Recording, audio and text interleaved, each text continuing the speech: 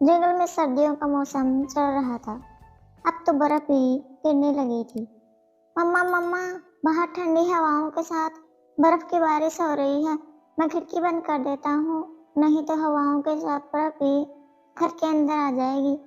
हाँ मेरे बच्चे, खिड़की बंद कर दे। बाहर से तेज ठंडी ठंडी हवाएं आ रही हैं। फिर हम भोजन खाते हैं। कुकू खिड़की बंद कर देता है।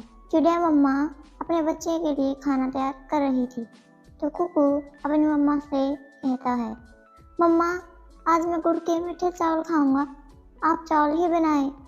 ठीक है मेरे बच्चे, आप मुझसे हमेशा पूछते थे ना कि मैं ये भोजन क्यों इकट्ठा कर रही हूँ, तो अब आप समझ गए होंगे बेटा कि इस बर्फ और ठंड में बाहर कुछ भी नहीं मिलता है। इसी ठंड के लिए मैं भोजन इकट्ठा करती थी। अब ये भोजन हमारे काम आएगा और हम आराम से बैठकर घर पर ही भोजन खाया करेंगे। और अगर मैं इस ठंड में भोजन की तलाश में बाहर जाती तो ठंड की वजह से मेरी तो जान ही निकल जाती।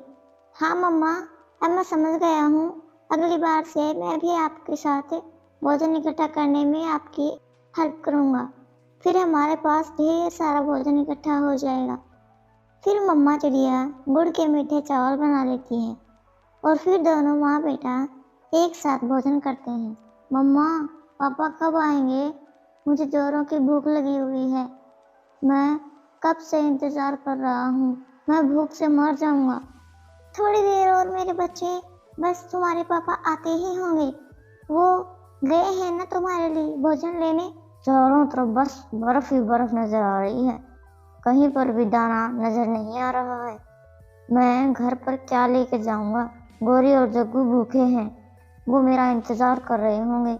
मुझे कुछ तो करना होगा। फिर कालू कौवा ये सोचकर भोजन की खोज में कुछ दूर और आगे जाता है, लेकिन उसे बर्फ के अलावा कुछ भी नजर नहीं आ रहा था। उसे कुछ भी समझ में नहीं आ रहा था। तभी कौवे की नजर एक पेड़ पर घोंसले में रखी अंडे पर जाती है। अरे वाह, इस घोंसले में अंडा है। गोरी तो अंडे भी बड़े चाव से खाती है। आज मैं ये अंडा ये लेकर जाता हूँ, गोरी भी खुश हो जाएगी।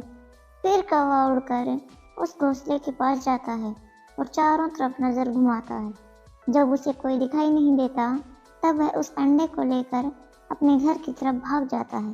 कालू, तुमने तो बहुत देर कर दी खाना लेकर आने में। जग्गू कब से भूखा रो रहा है। ये देखो गोरी, आज मैं क्या लाया।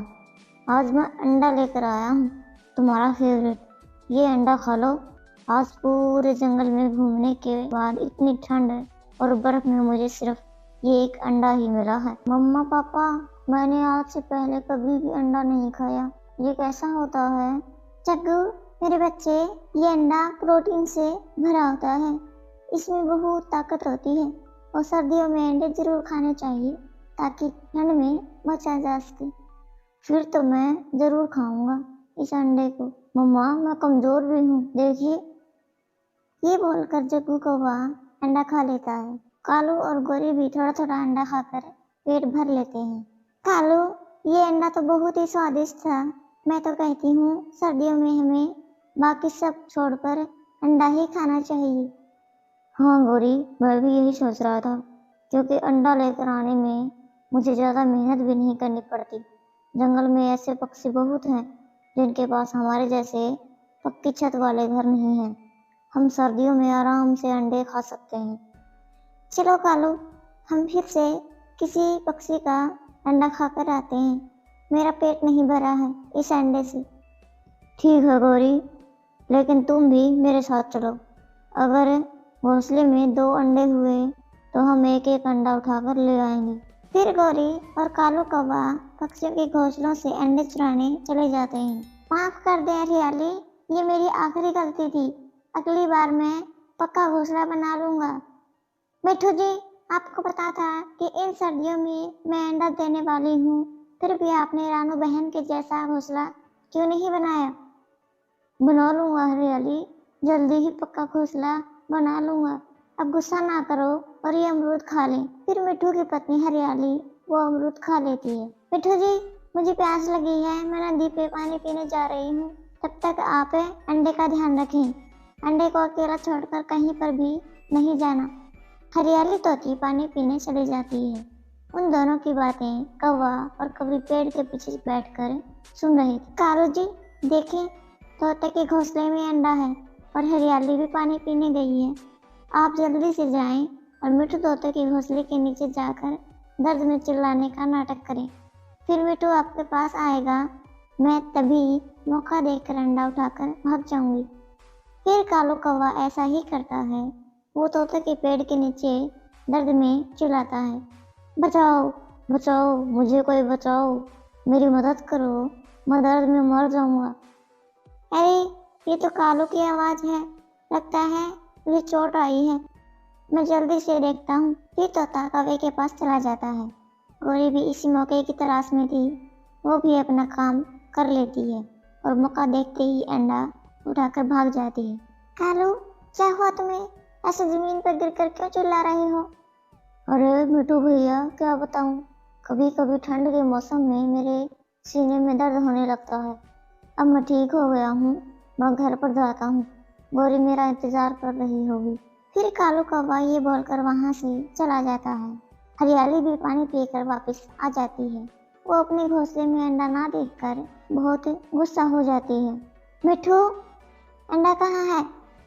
हरियाली, अभी तो अंडा घोंसले में ही था, अचानक से कहाँ चला गया? मैं थोड़ी देर के लिए पानी पीने क्या चली गई, आपने तो अंडे की ही चोरी करवा दी। जब चोर अंडा चुरा रहा था तब कहाँ थे आप? हरियाली, मैं यहीं पर था, कहीं नहीं गया। मेरा विश्वास करो, मेरा विश्वास करो, मैं तब से यहीं पर बैठा हूँ। मैं समझती थी आप एक जिम्मेदार पति हैं, लेकिन मैं गलत थी। तुम किसी काम के नहीं हो, तुम किसी काम को भी ढंग से नहीं करते।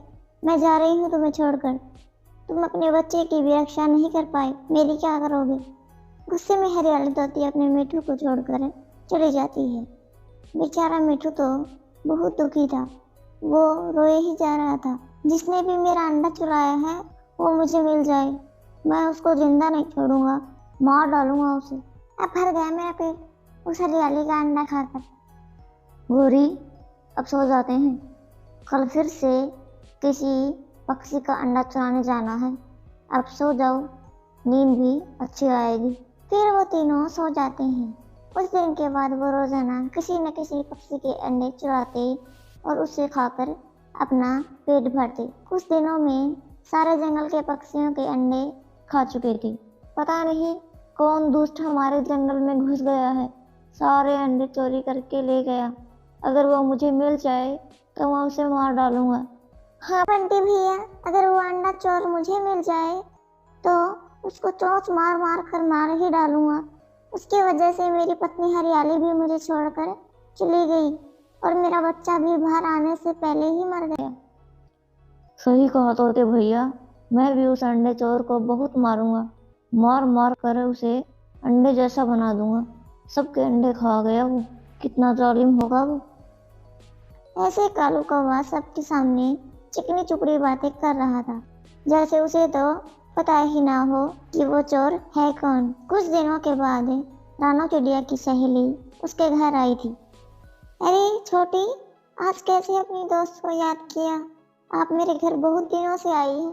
अरे रानू, क्या बताऊं, मेरा घोंसला पुराना हो गया था और हवा की वजह से आज तो वो टूटकर नीचे ही गिर गया। आपको तो पता ही है मैं अंडे देने वाली हूँ, नया घोंसला भी तैयार नहीं कर सकती, इसीलिए आपके ही पास चली आई। छोटी, तुमने ये बहुत अच्छा किया जो इस वक्त मेरे पास आ गई। यहाँ पर तुम आराम से रहोगी। फिर वो छोटी चिड़िया वहीं पर रहने लगती है और वो थोड़े ही समय के बाद अंडे भी दे देती है।